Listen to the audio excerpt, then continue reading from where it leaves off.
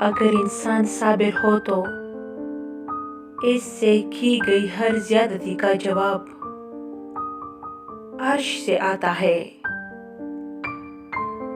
اس نے موت اور زندگی اس لیے پیدا کی تاکہ وہ تمہیں آزمائے کہ تم میں سے کون اچھے عمل کرتا ہے۔ جملہ بہت چھوٹا ہے پر اس کی طاقت بہت زیادہ ہے۔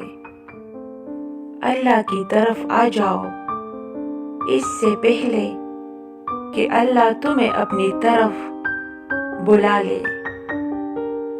کسی کو ذلیل کرنے سے پہلے خود ذلیل ہونے کے لیے تیار رہے،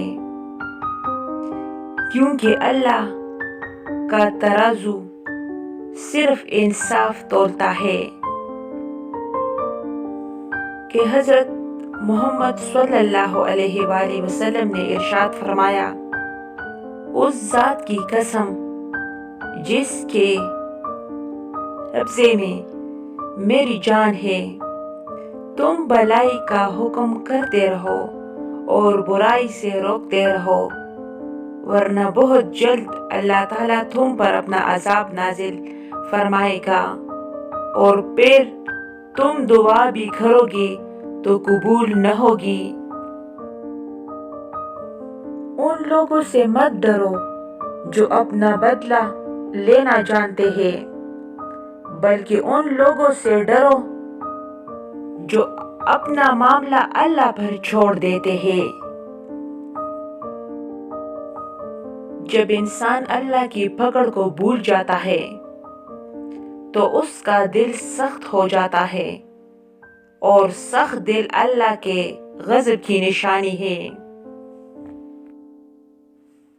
مکافات عمل دستک نہیں دیتی اور نہ ہی اسے کسی در کے کھلنے کا انتظار رہتا ہے۔ یہ تو جہاں جاتی ہے اپنے لیے دروازے کھول دیتی ہے۔ جو آج تم کرو گے کل وہی تمہارے ساتھ ہوگا۔ اس لیے کسی کی زندگی جہنم بنا کر سجدوں میں جنت مانگنا چھوڑ دو۔ وقت جب فیصلہ کرتا ہے تو گواہوں کی ضرورت نہیں پڑتی۔ توبہ کی مہلت ملنا بھی اللہ کا ایک بڑا احسان ہے۔